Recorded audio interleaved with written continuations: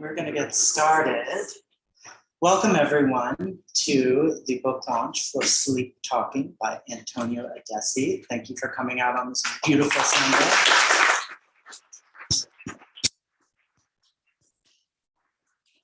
We're also happy to welcome Daniel Lee back to the Bureau. Thanks for coming up from way down in New Orleans.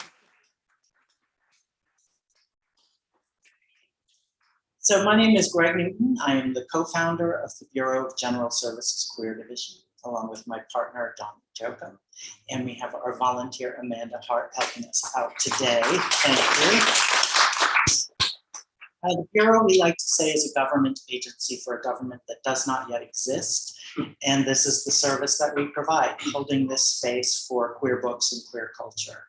So thanks for coming out tonight. Today, we're not night yet. Let's not get ahead of ourselves.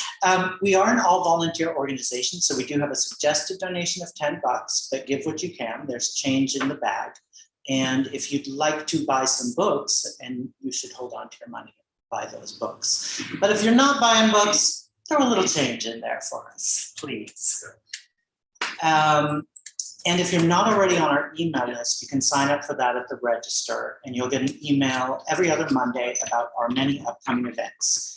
And as I've been saying to people, the crazier this country gets, the more I say yes to events. I want to keep this church full and keep all of our members active. So thanks for coming out today and celebrating this book and more broadly, queer culture.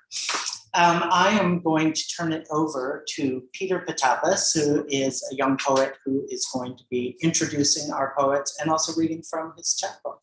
So please welcome Peter.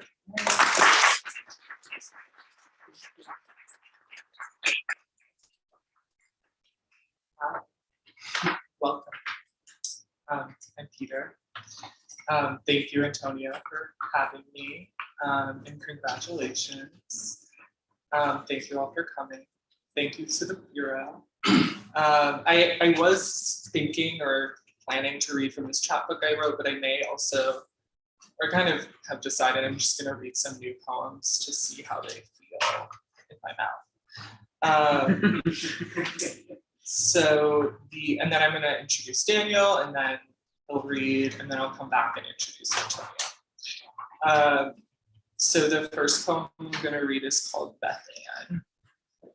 Attempting to maintain a healthy distance between myself and my meaningless career, I visited the zoo last week. At the entrance to the zoo, the ticket agent suggested I purchase a premium pass, allowing me access to a temporary exhibit on view. When I asked what the exhibit would entail, she opened the hole in her glass enclosure to hand me a pamphlet. The pamphlet described an experiment. A group of zoologists in a laboratory in Nebraska had genetically modified a fish, after which the fish began traveling around the world to showcase its extraordinary gifts. This fish has extraordinary gifts? I questioned the woman in the booth with disbelief. The thing lives on land, even prefers land to ocean, she responded, barely looking up. I'd heard something about an increased demand for land fish after all the domesticated species died out. Each day, she explained, guests would wait in line for hours just to share a conversation with this fish. As long as you lasted fewer than 5 minutes, you could sit at the sleek teakwood table and talk to the fish about anything. So I paid the fee inevitably. I approached the queue forming before a secluded corner of the zoo. I watched a woman scurry from the chair wailing, and then it was my turn. I sat down purposefully, but before I could ask my questions, the fish introduced herself. The name's Bethan, she proclaimed in a scripted sort of way before telling me about a premonition predicting my arrival.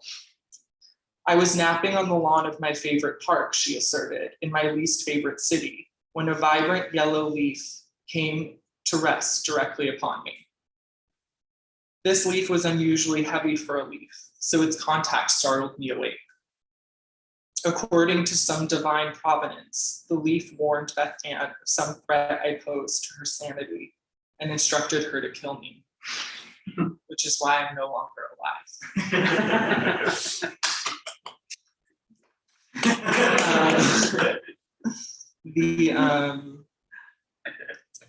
The next poem I'm going to read is called An Advertisement Interrupts My Possibly Transcendent Thought.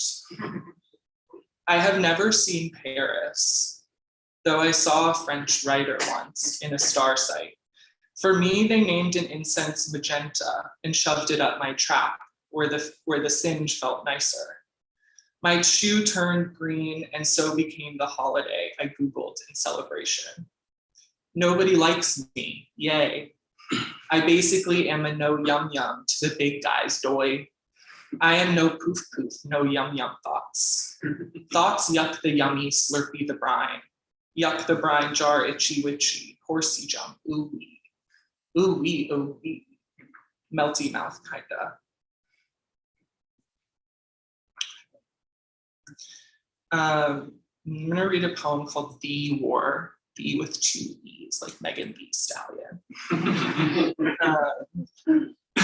When I arrived at the store, there was talk of war and potential for a new world order. I was like, which war? And everyone was like, the war. And I was like, huh? And everybody tissed their little tongues at me, for I was clearly not refreshing my feed fast enough to see the answers flying out.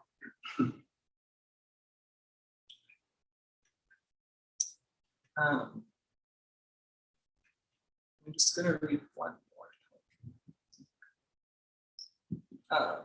It's called The Story of the World. The evening of the invasion, I was enjoying a salty spread over a crispy cracker as I tuned into a program on an app. A man knocking on neighbors' doors on the first of the month offered to pay their rents. Though none would accept the wads of hundreds he pulled out of his back pockets. Most thought it a scam. Why are you doing this? They asked him. I don't know, he replied, why not? Others, somehow aware of the hidden cameras, refused for fear of being seen. But finally, on his knees, he convinced a woman in the midst of a FaceTime on the street. Take my money, he begged. Look at God, she said in awe. You must be an angel.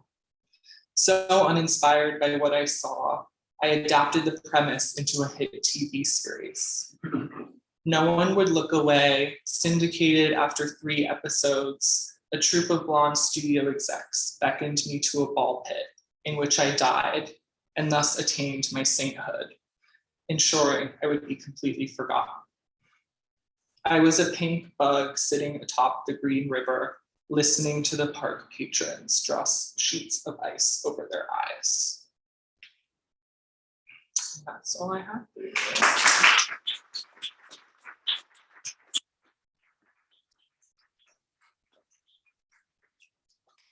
Without further ado, I'm going to introduce Daniel, our next reader. Daniel W.K. Lee is a 3rd-generation refugee, queer, Cantonese American, born in Kuching, Malaysia. He earned his Master of Fine Arts in Creative Writing at the New School, and his debut collection, poetry, Anatomy of Want, was published by Queer Mojo, Rebel Satori Press. Daniel lives in New Orleans with his head turning with it Camden. Find out more about him at danielwklee.com or follow him at Strong Plum on Instagram or at Daniel Saudade on Twitter.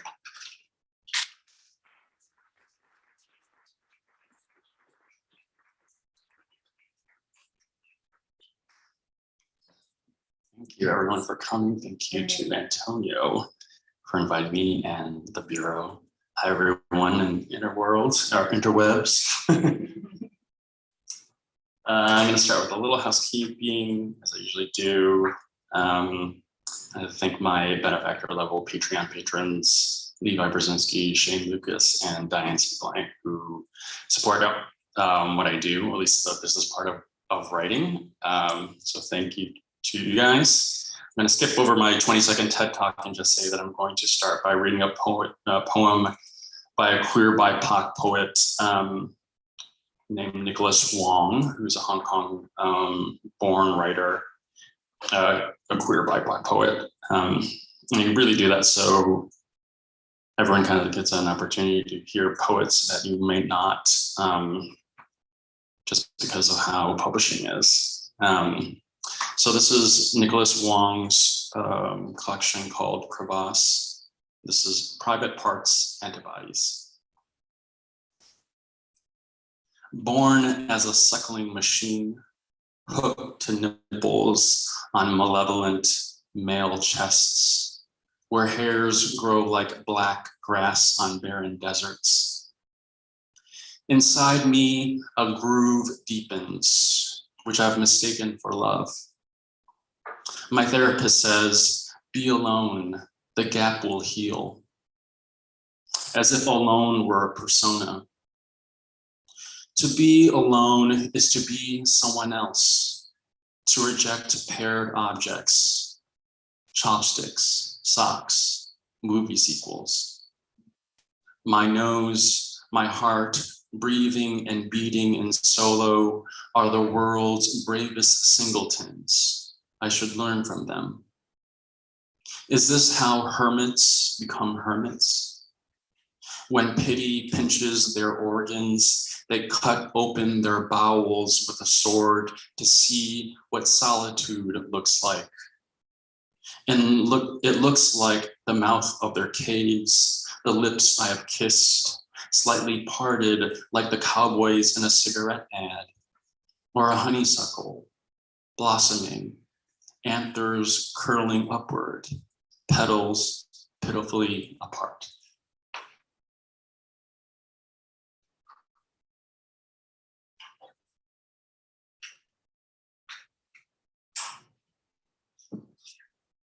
So a really kind of cool thing, 3 weeks ago, Antonio and I were at the New Orleans Poetry Festival together. So this is like 2 readings in a row that we're reading together, which is great. Got inspired by a lot of the poets who read about their experiences with Hurricane Katrina. So this is a new poem. I think only one person's actually heard of it. So it's called If Tradition Applies. I wonder if there will ever again be a child named Katrina here beside this crescent of the Mississippi, or the hurled out diaspora, that scarlet named, uttered, I've noticed over 15 years on, once per conversation. Chinese names are often characteristics or destinies our parents hope for us, like beautiful, peace, fortune, heaven.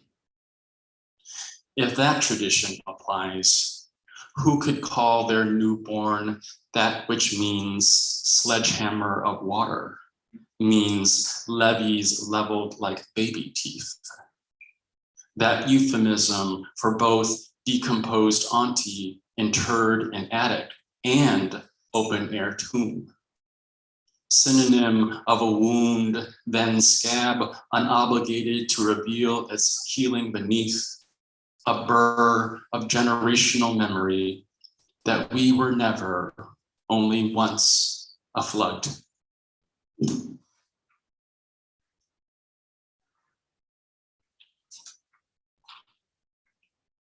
I guess I'm going to be bringing us down a dark path, which is, just how I write.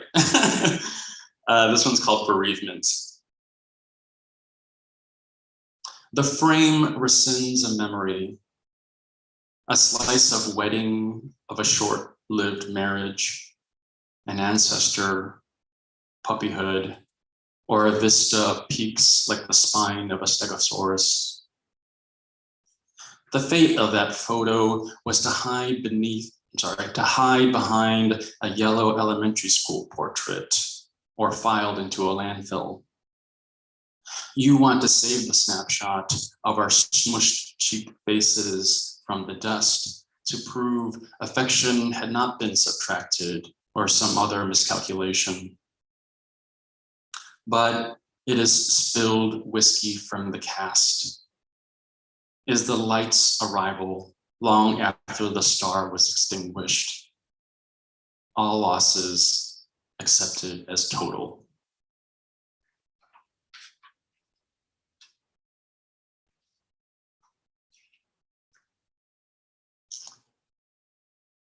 Former fat kids.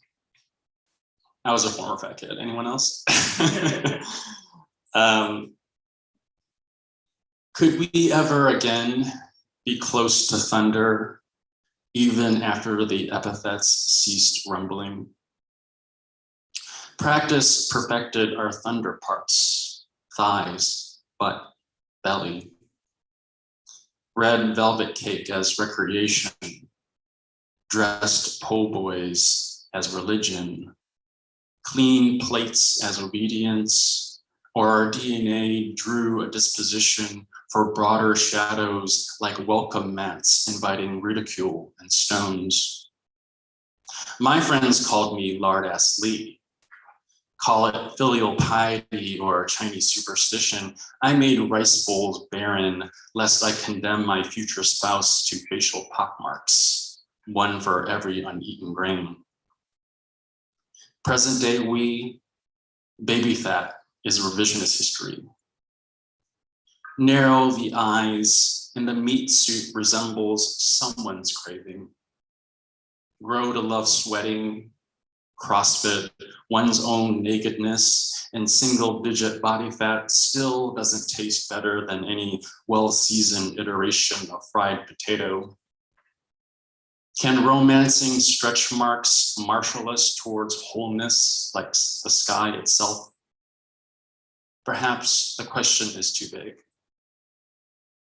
Where the skin split never returns to smoothness, we turn to science to remind us what the eyes and heart conspire to silence, that the blanched lines mean healed, that we heal.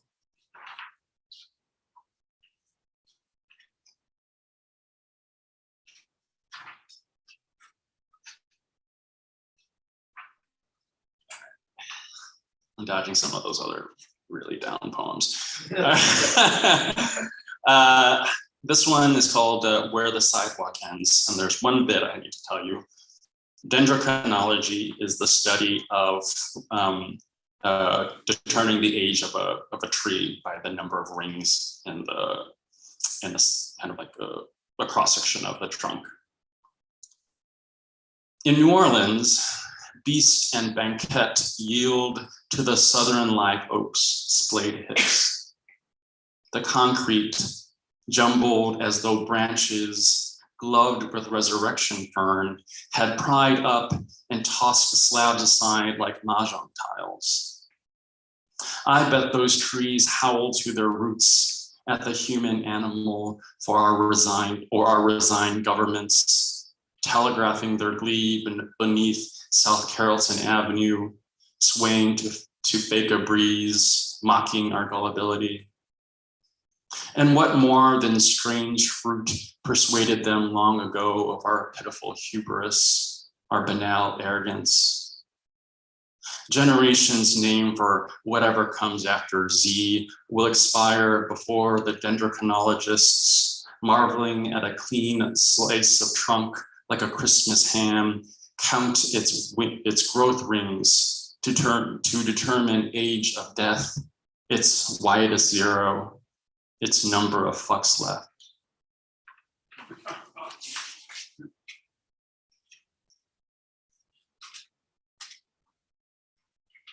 So I've been inspired a bit by list poems. Shane Allison, who's a friend of mine in Florida, he writes these tremendous list poems that are delicious, and they're, I don't know how to describe it. They're just so visceral, very sensual. So this one's a list poem called Useful Taxonomies. Chaos stirrers, quarter flippers, order hoarders, regret mongers, messianic hustlers, food pornographers, crawfish head suckers, fanatics of the deviled egg, enemies of bread, hot sauce hardliners, salt and pepper like Reed Richards, fire crotch collectors, the type that grinds their own masala, the type that blends her own fade, the type that mends his own holes, home picklers, ticklish butches, savage, ravaged, salvaged, vintage, women who drink it neat, mama's boys, daddy's boys, the anti-boys club, boys who wore husky pants, one-night stands, two-night standouts, Mary Magdalene stands, Médecins Sans Frontières, zodiac signs that end in O, those forlorn from New Orleans, those dancing on their own, those with them carved cum gutters, them guys with the vocal fry, DNA tested 100% that bitch, perils, labesias, extravaganzas, house mothers, unrelated aunties and uncles, terrestrial archangels, presidents of the United Hates, apologists of occupation, account holders at the banks of exile, the ones who stayed, who aren't the same as the ones who wouldn't go, the ones you thought you'd never get over, the ones who came to bear their heart beating, the one who never arrived to hear this heartbeat.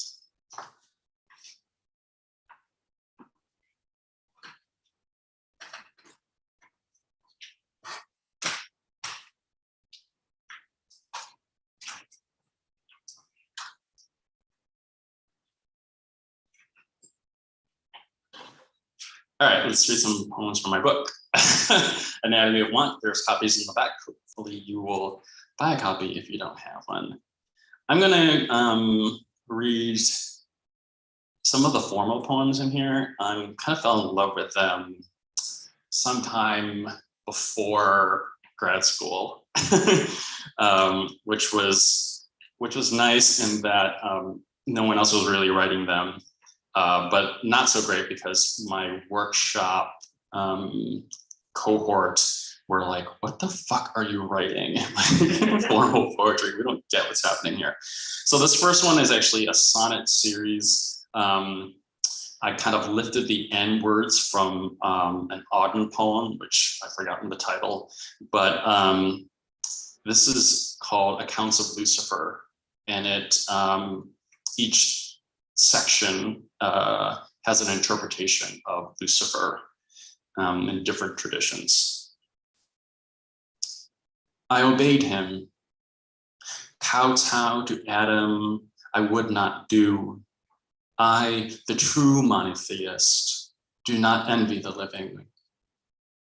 This fall must continue to perfect a God who could not forget giving that earlier command, bow to no other but me. Thus hell's my right to bear.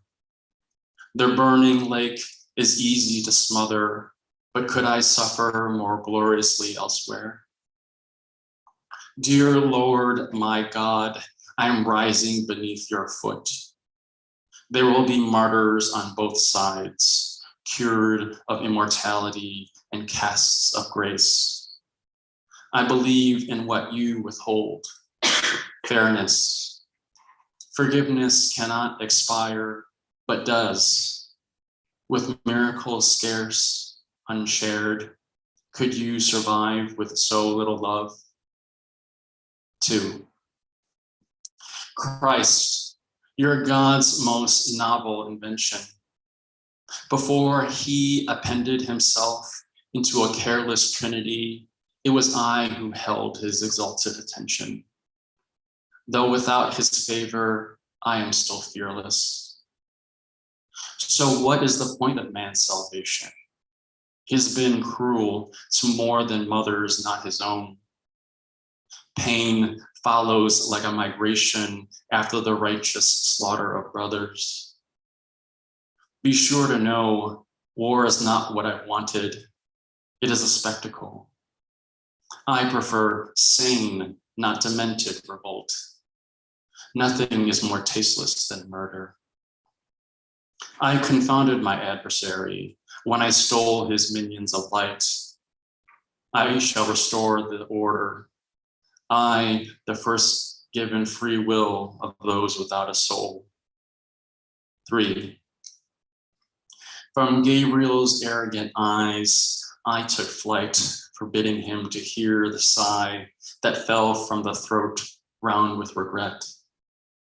Right here, only in hell, does my face cover well every trace of loss. I envied Mary, her sorrow like a wolf howling over lands immodestly. No lament gnarled in her belly, no grief like glass ground in her hands. Behold, I am not wretched. Let the seraphs despise me if it doubles my dark radiance. When I survive the end of time, meekness will not revisit the Messiah. His shaded eyes will dart. The Savior's flagrant weakness is his humanity and equals the hope of men. 4. Does language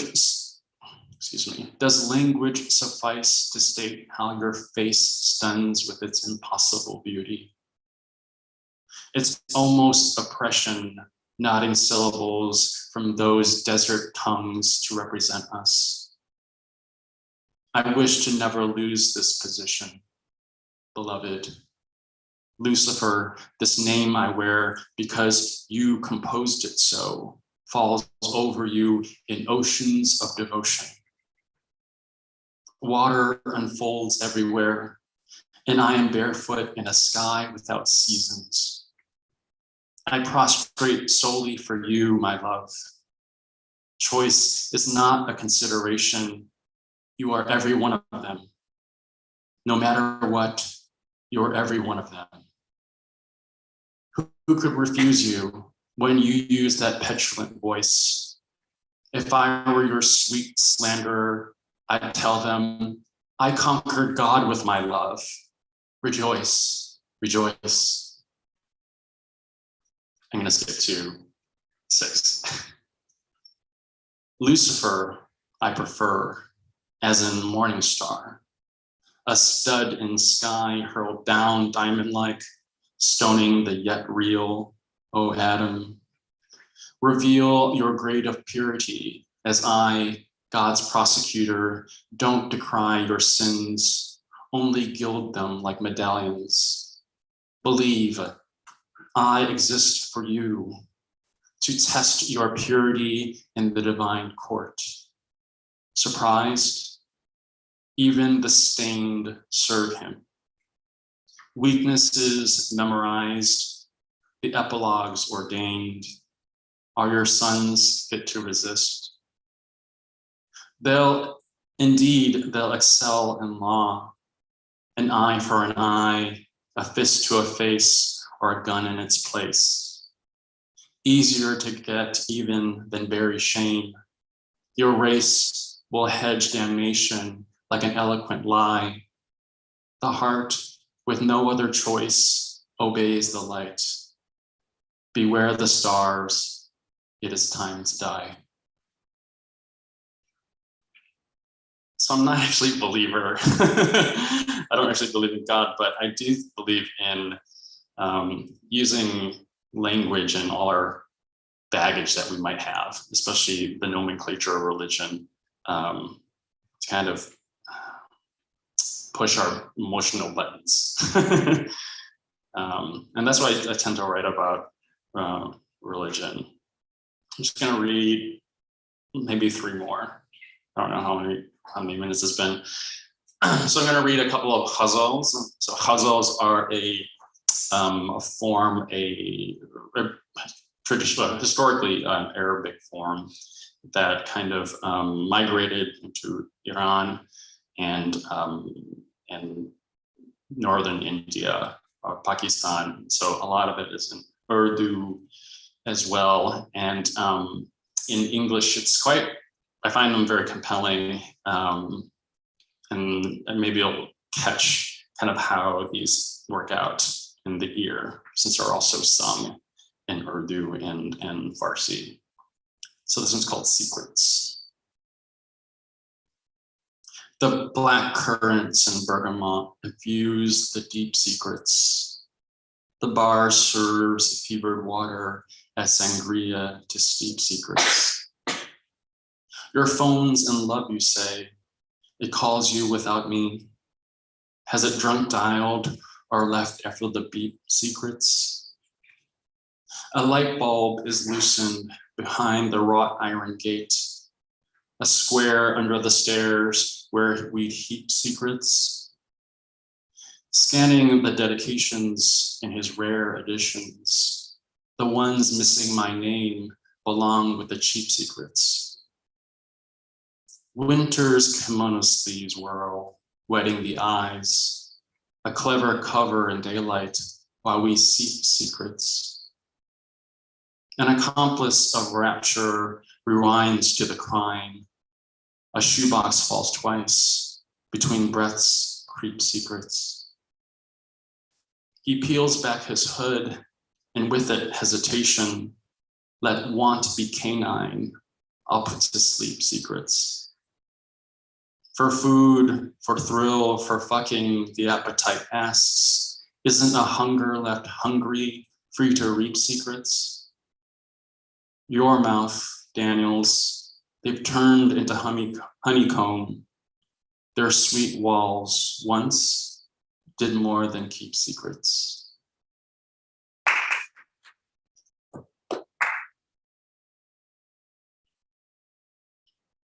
All right, I'll two more. This one's called In Your Arms.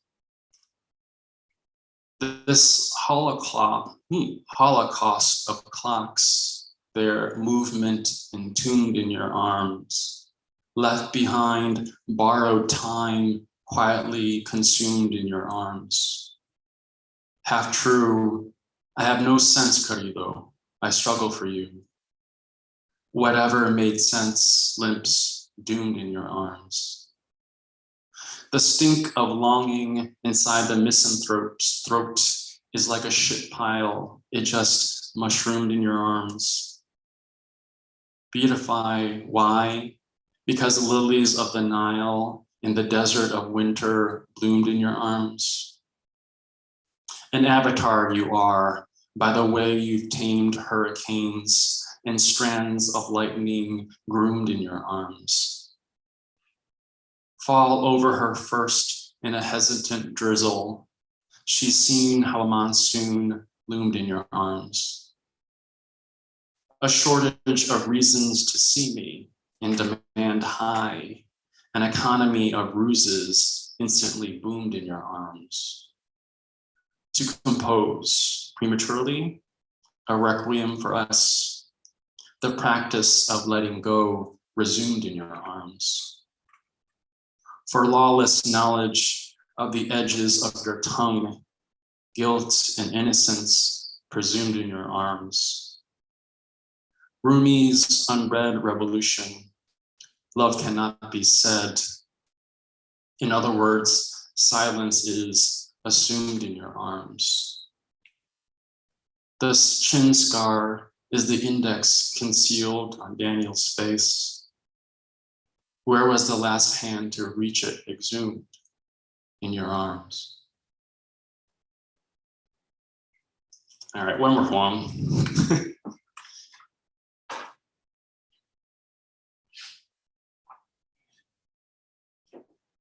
Short and sweet. It's no secret. It's no secret. There is home in kissing you, mon ami. Smokeless burning, we meet in houses of sometimes tender, sometimes white flames, because nothing is meant to last. At best, a finish. The sweetness shaped from breath, torn from breath. Thank you.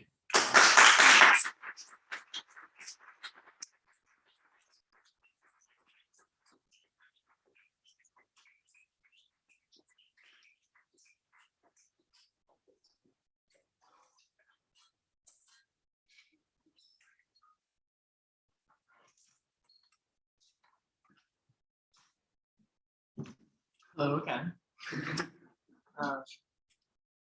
Amazing job, Jen. Really excited to introduce Antonio, whose book is also in the back, if you're interested in buying. Antonio Addessi is a poet and writer living in New York City. He received his BA in English from the University of Maine and his MFA in creative writing from Columbia University. You can follow him on Instagram at Zardo. I was never really sure how to pronounce that, actually. Is that right, Zardo? Not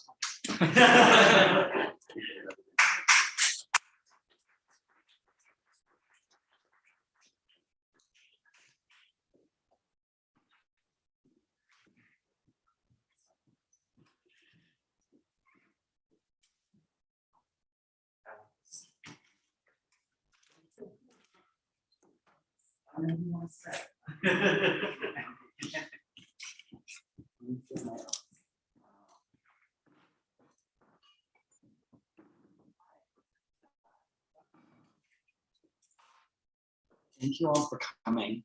Can you hear me? Oh wow. Okay, so I was getting a little emotional before, and I'm glad that you guys went first because that made me feel a lot better. So I actually wrote this book. This was my dissertation for school. So, is it okay? Oh, you want to see my ankles?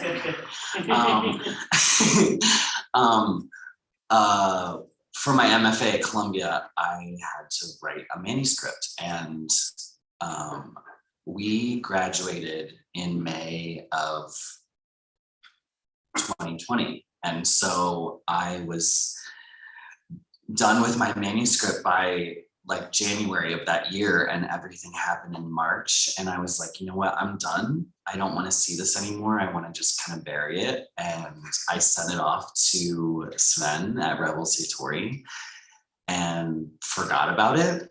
And a year later, he was like, hey, did someone pick up your book yet? And I was like, who the hell is this? And he was like, yeah, if no one's taken it, I'd love to take it. And I was like freaking out and crying. And I was like, this isn't real. And then I kind of composed myself and, you know, waited a day because that's what you do. And I was like, no one's taken it. That would be great. Thank you so much. And just like waited for him to get back to me. And yeah, so now it's here. It's been a long time. But so I feel disconnected. I felt disconnected from them, and then coming back to them as the book was coming together felt really crazy. And then it kind of, you know, sending it to him and getting it all ready, seeing it face to face with a cover that like my friend designed, Katine, she's amazing. And just in your face, I don't know, it's so much cooler than like on a computer. And so, I don't know, I cried when I saw it, and I might get a little bit emotional when we read, so I just want to say that. And I'll get that out of the way. Especially, I wanted to read a poem that is actually kind of funny and sweet. The sad thing about it is the person that helped edit it was Richard Howard. He was a professor at Columbia for many years. And he passed away a couple of days before the book came out. I wish he could. But yeah, so anyway,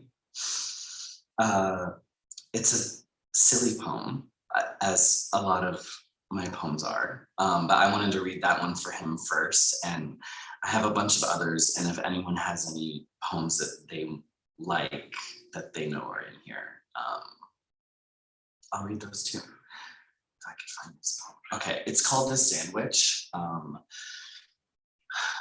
I always have this fantasy of walking into strange places that are otherwise normal for everyone else and just doing things that I would never normally do. And that usually takes up a lot of my time in my daydreams. So I wrote about it. And I remember Richard asking me what the hell a soap opera was, which was funny because that's coming from a man that just like, imagine this, but up to his ceiling in books in his house, and there was no room for a television. So he obviously didn't know what a soap opera was, so I had to explain it to him. But anyway, I loved that. Anyway, it's called The Sandwich. A shirt walks into my daydream. It unfolds itself, and as it does, it tells me it hasn't been worn, but could someday. The girl at the counter hopes today is that day. She's pregnant, but not showing. I'm showing, but not pregnant. She takes a bite of a sandwich from under the counter. I want it so desperately, I don't care what kind it is unless it's egg.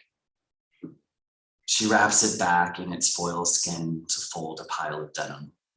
She doesn't see me leave with the shirt or the sandwich in tow. It tastes of soil, the sandwich.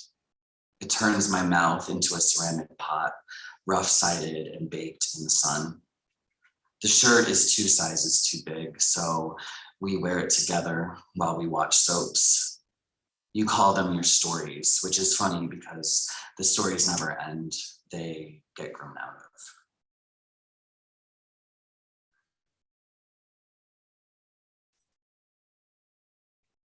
I don't know why he liked that poem.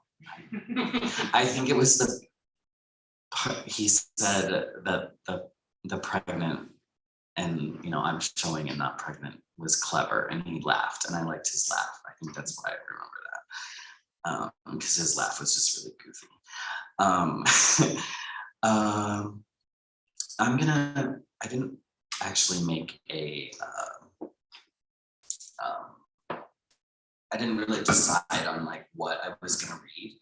I'm gonna read Yard Globe next. It's, so the title of the book, Sleeptalking, there's no actual poem that is titled that.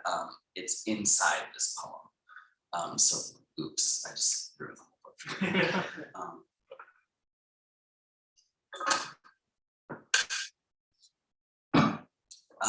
I wrote this poem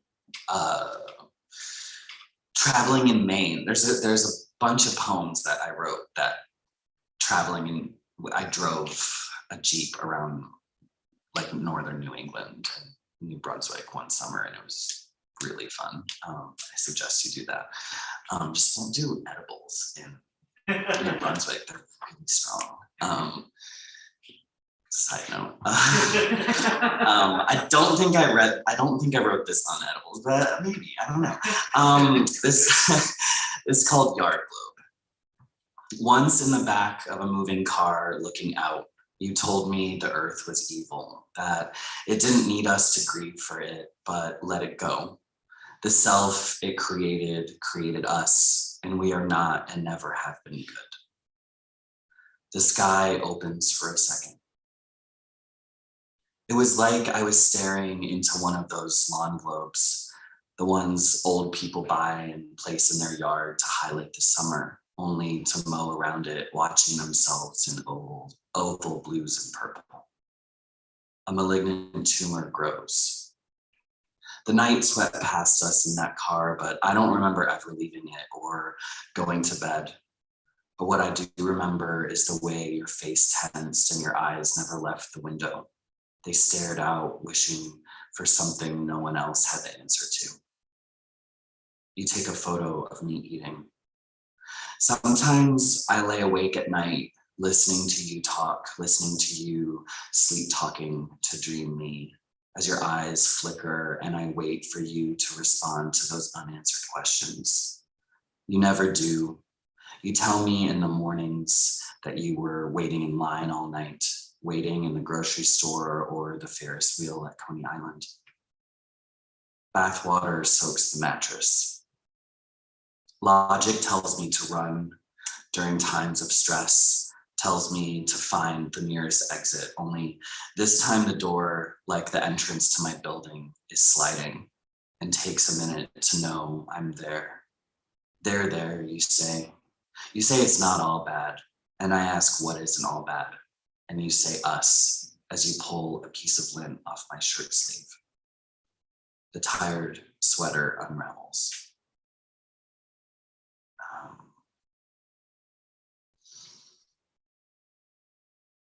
This is a funny poem. It's called All My Wives. I had a student, there's another one too, I'll read afterwards. It's called Honeydew.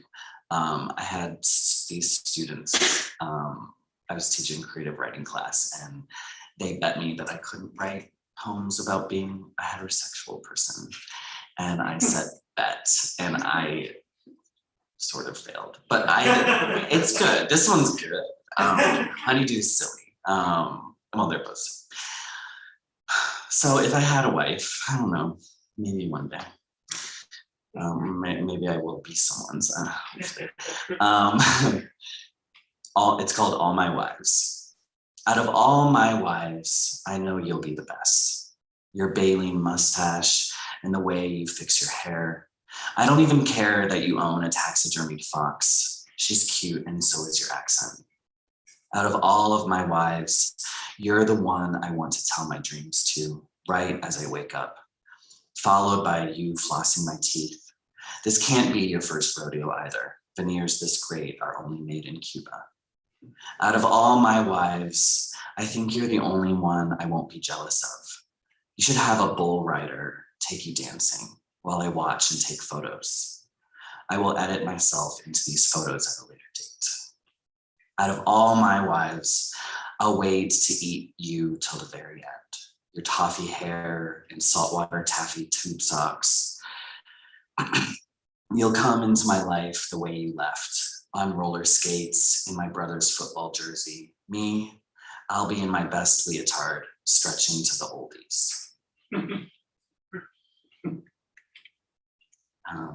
Honeydew. Oh, this one's ridiculous.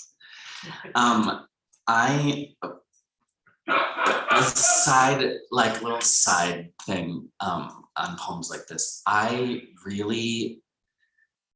Sometimes I just have a hard time relating to other people's poetry, and I try.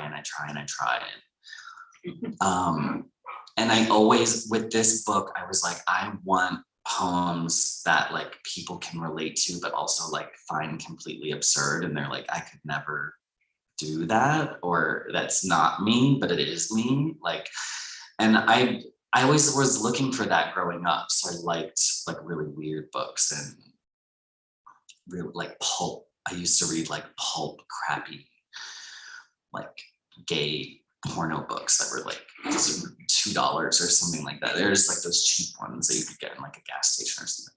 And like, so I think about those and I'm like, I can just shrink that down into like a poem. So Honeydew, oh my God. My ex-wife and I were still husband and wife when she asked me to stop bringing rent boys home. She said they didn't agree with the sheets or the upholstery. I asked her to write this down because I didn't want to forget. I wanted to show her that I didn't pay for their company. They were my friends. She stopped speaking to me. The upholstery changed, and so did our sleeping arrangements. Why was she so angry? I was okay with her sleeping with the pool boy. I had slept with him too. He can ball a melon in under a minute and even complimented my gusto, too. A pool filled with water, eyes closed, arms stretched, calling out, echoes, the slip. We loved that game. Played it in bed after I turned out the light.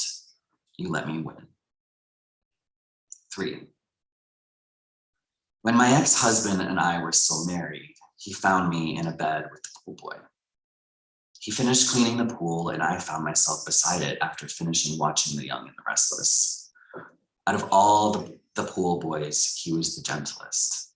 Hands that held up melons to test if they were ripe wrung me like a towel into the bed sheets.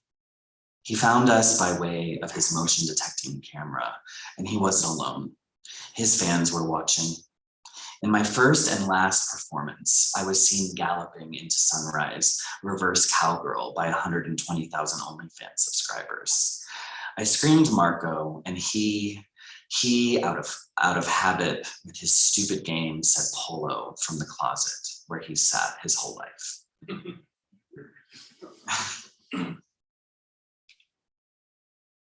So I guess the wife is straight. I got it half right.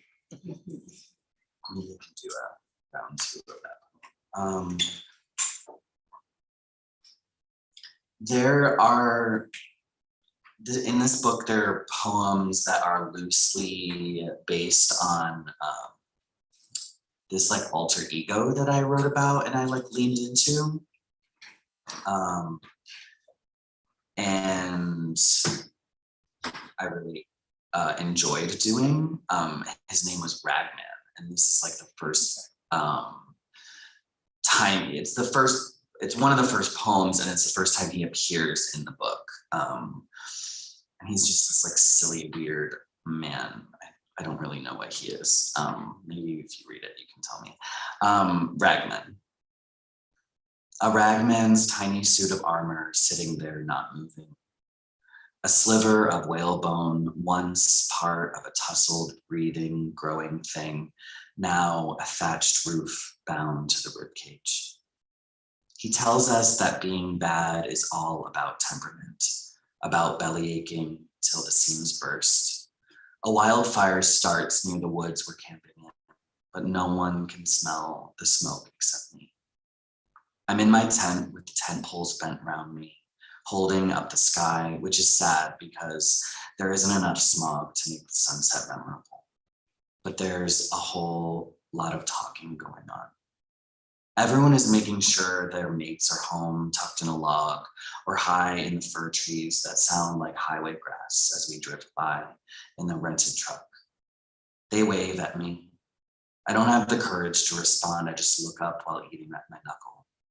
A ragman sits in his tiny suit of armor, sipping water from his hands. Those hands are growing into me now, changing the way I walk. My reaction time slows. He starts his story the same way he always does. The man turns over in his sleep. His shoulders become the mountains. The sun somehow knows what Ragman is going to say and do. The leaves on the trees stay where they are, listening, waiting for their cue to take that first breath.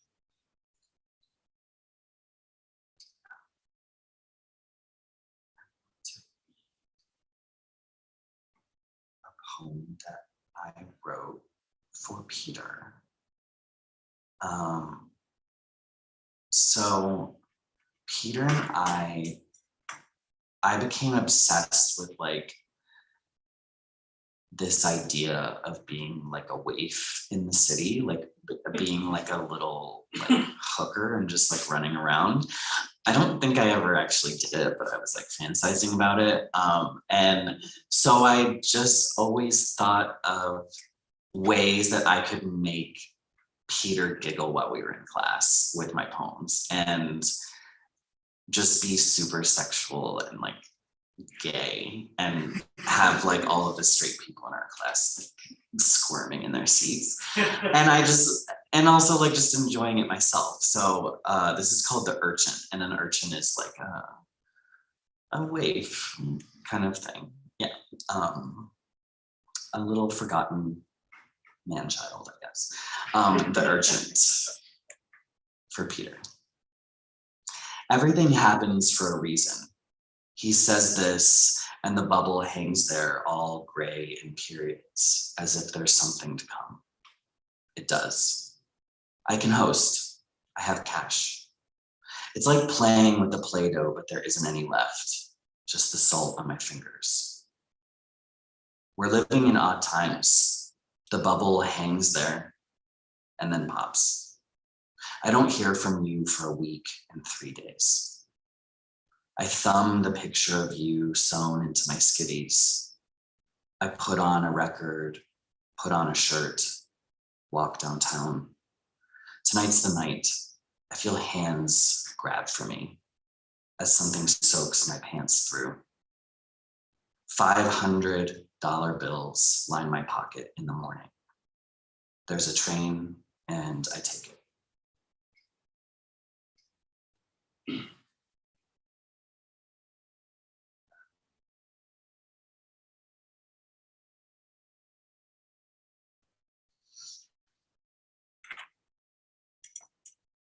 A lot of my poems are also like really like New York focused too. It's like it's not a setting, it's like a character. Like it is like it's not just like a place, it's like breathing and talking and shitting. This one, it's not spooky, but it's a Halloween. I always get excited when I like see this poem actually, and it's like almost Halloween. I'm like, I really like this poem. I know we're in like the opposite side of the year from there, but that's another thing with the book too. It doesn't necessarily flow through the seasons, but you can pick out some poems that are like from spring and winter.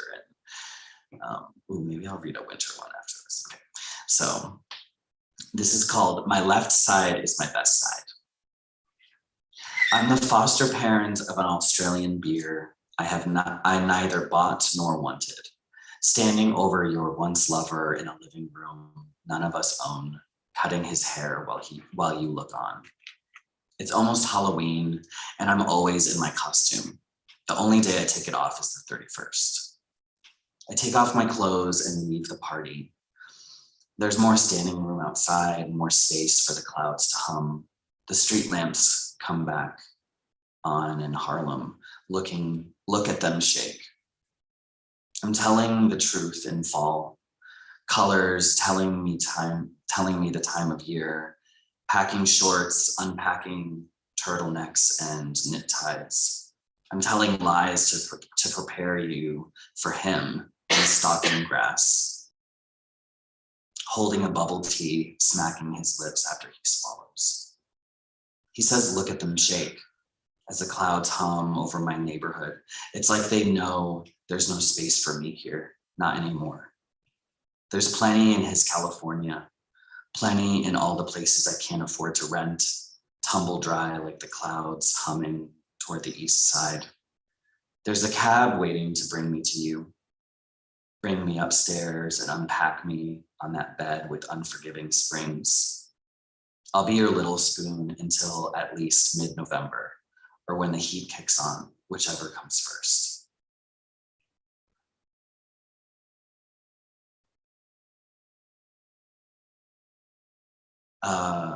So on New Year's Day, I really like to go to Coney Island when sometimes it's sunny, so it's like nice, but it's still really cold.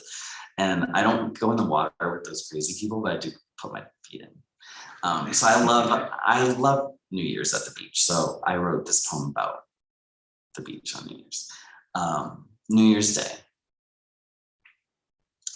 Two Conway boys in toilet paper jackets on New Year's Day. Sissy kid, delicate. We were a match, book of matches. They made fun of you too. A voice all crackly, crispy like mine.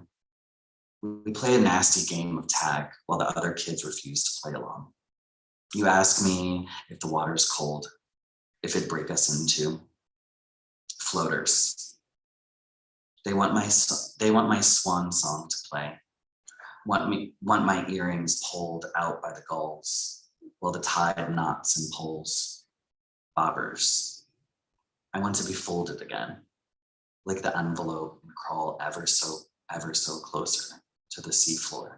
Let me in. Allow me to sleep there. Let all my air out, wait, listening. Sound travels faster in water, so much faster. I read that in a book about sperm whales. I won't open my mouth anymore. I can't feel you, you say. This straight voice, like there are people around.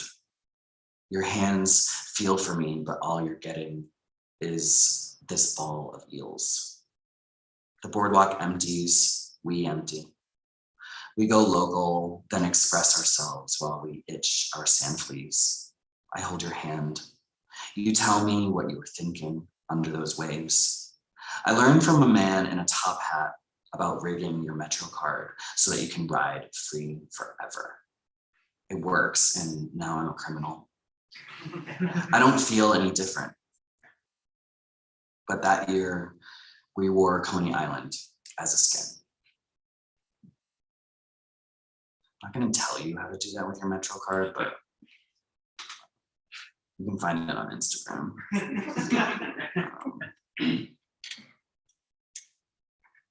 Sorry, Mary Adams, if you're watching right now. How are we on time? Good? Okay. How are we on bathroom? We need to go to the bathroom. We can all go in there together. I'll read it. I can read it together. We can all go in there together.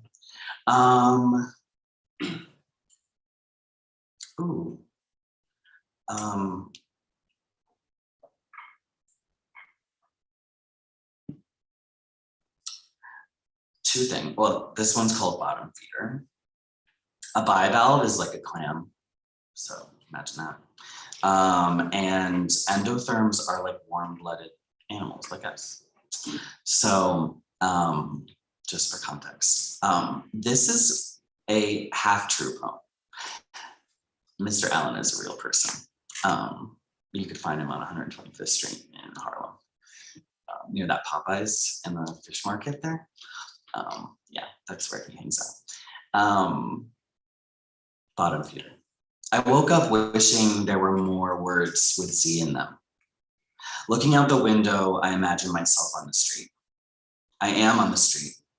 I'm in the middle of the street and a man stops me and tells me his name. I never asked for Mr. Allen's name, but I say hello to Mr. Allen and walk away as my head fills with lead and the ground feels closer than ever.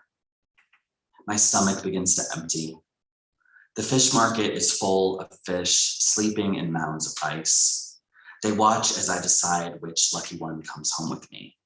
Bivalves. It will be clams for dinner. Something with less disdain in its face.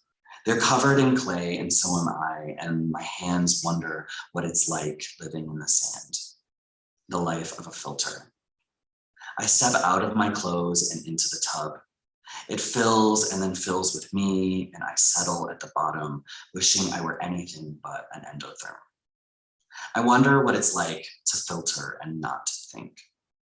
I take in a chest full of bath and throw up a belly full of clay. I don't get into bed after this. I put on a pair of socks and a blazer and go looking for Mr. Allen. He's wearing a hat that says Chief. I ask him if he eats shellfish, and he walks away. I'd like to think he does. I didn't actually ask him that.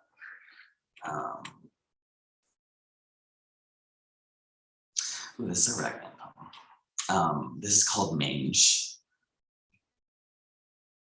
It's Prague in autumn. No, it's New York. Ragman is so far from home. He's pinching a penny between two fingers. His coat looks like it has scabies, like that dog we found at the bottom of Cave Grande. The itch comes, and so does a taxi. Ragman tells me, take it. He says that the moon is in Libra and that so many men like me are out. I want to be like other people so bad. So I look at my reflection in the window and practice my smile. It looks good. Maybe someone will hold my hand tonight. Maybe someone will use my real name. The taxi settles in the district, in a disco that opens with cello-lined walls. I wanted to play the cello when I was young, but my chicken wings couldn't prop up a bass or a baseball bat. I could float in the pool though, swim round. I tried through the crowd, standing on my tiptoes for air. I could dance once. I took classes. Wanted to be held by all the guys, lift me up so I can see. Tried to tuck myself into a leotard. Hoped the other boys would want to tuck their hands around my waist. I don't weigh much. My chicken wings would flap, my grin probably shit eating. It's biodome ball stick hot. I think about the warning signs of a stroke, the smell of an electrical fire, burning toast. I wait and there's nothing. Something tells me layers need to be shed. I pepper grind out of my coat and into a booth. 3 men fold me into the mix me a drink, not asking to mix saliva, but I let them. It tastes like burnt coffee and pop rocks. I won't be scared this time. Let my +4s to the ground. Ragman sits in the window watching me wiggle out of my skivvies, kick them off into a friendly face. The night snowballs into Polaroids and gin ruins until the sky goes pastel.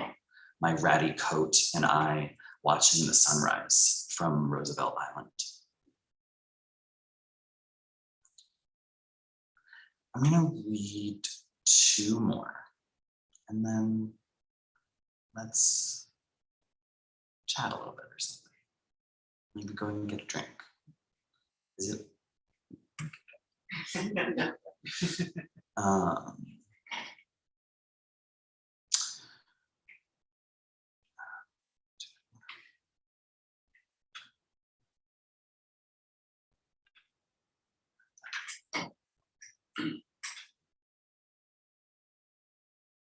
Let's do,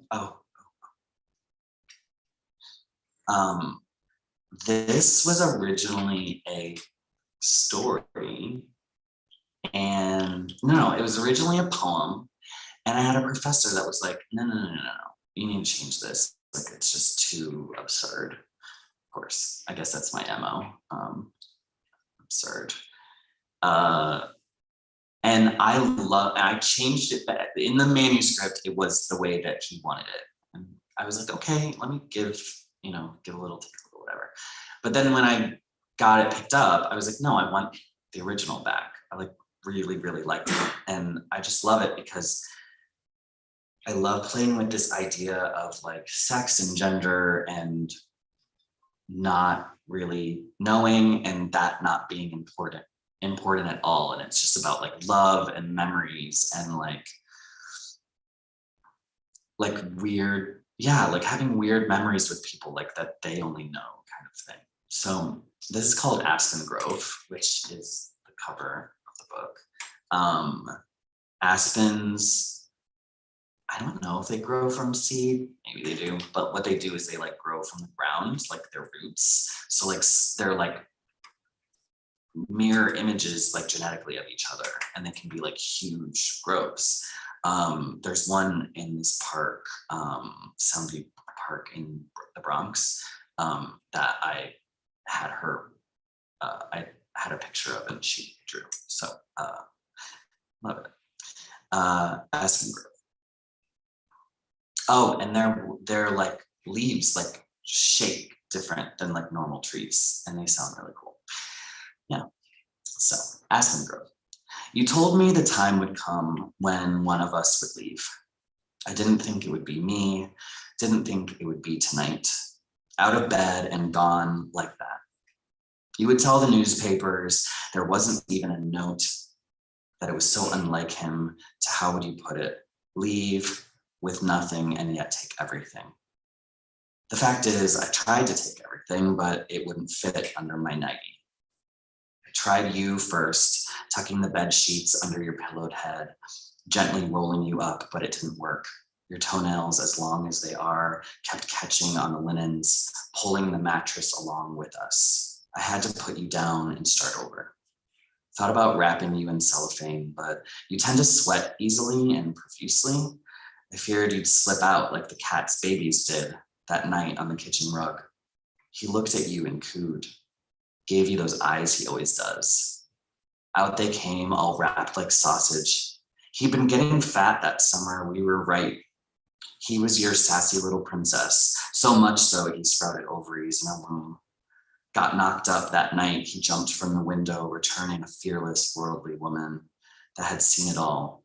I told you I swore I had seen him in the breezeway, smoking a cigarette one night in late August, but you ignored me. I realized I couldn't take you, at least not all of you, in one piece. I went for the kitchen, opened the cupboards. The china was far too chatty, maybe something practical that I could use and yet remember you by.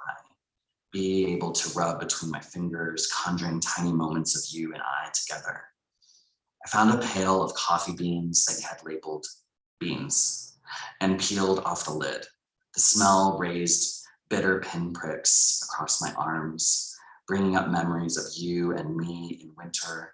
Oh, how it made me want to pick up smoking again, hang out the window, lighting one because I wouldn't want the neighbors seeing me in my nightie on the stoop. You loved it the way the cat loved you. You'd lay around sipping it on the sofa far into the night. You'd wrap yourself around me, patiently waiting for it to perk. You'd watch me pull it through milk into a tiny cup. I envied your ability to sleep anywhere at any time, in any position. I found the cheese your mother sent from Italy, waxed and twined so tight, bulging at the sides, a weightlifter type, all dipped, tanned, and glossy. I fought the urge to peel it open, then and there. A liquid halo ripened in a faraway land. She rarely sends you anything, but I was so desperate I tucked it under my gown, just like that. I'm out, over the hedge, and across the street before the screen can whip shut. The house quieting again, the long grass near the thicket wets my legs and thighs. My eyes adjust to see lights dangling off in the distance. The aspen grove. I wrap your thing snug in my nightie. My tightly curled hair unsets while the trees meet me with outstretched arms, and I let them swallow me up. Forgot your mom was in that. Felt bad for her.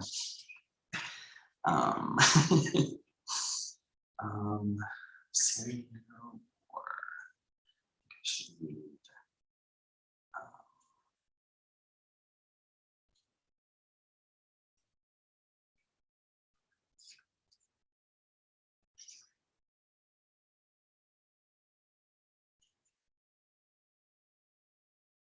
Let's do.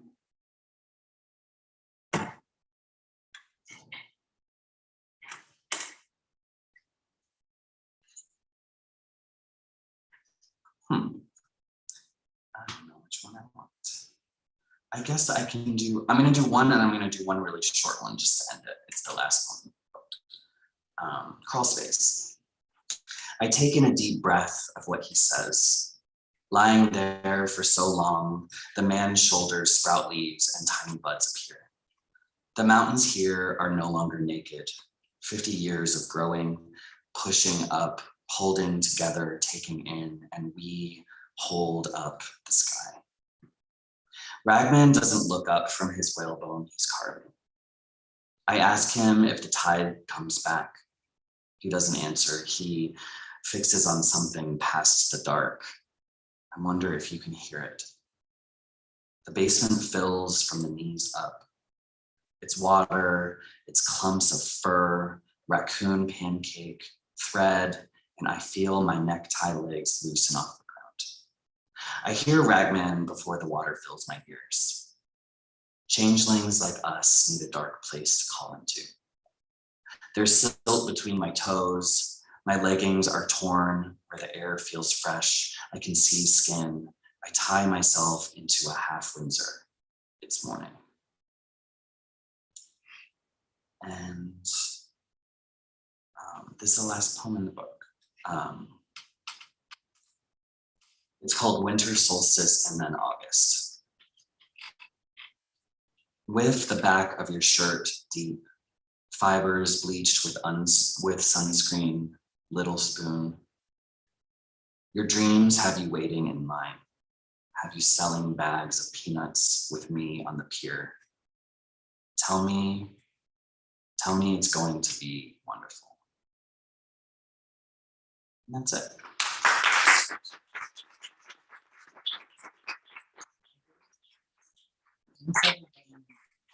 Thank you for coming. Thank you to the Bureau. You guys are unbelievable. I just love that we have a space like this. It's just so great. And we're just so lucky to have you. It's been a long almost 3 years. So, and thank you to Daniel and thank you to Peter. You all are wonderful. And thank you everyone for coming. My book is up there, so is Daniel's. Buy everything here. Because then you guys, what would you guys do? You could come to the beach with me and we could just hang out. So I don't know, stick around, talk, chat. I'll sign your book if you want me to. I'll sign Daniel's book if you want me to. Shit, I just forgot my book of yours. It's been with me like all over the country, like trying to find you just to sign it. One day. Thanks everybody.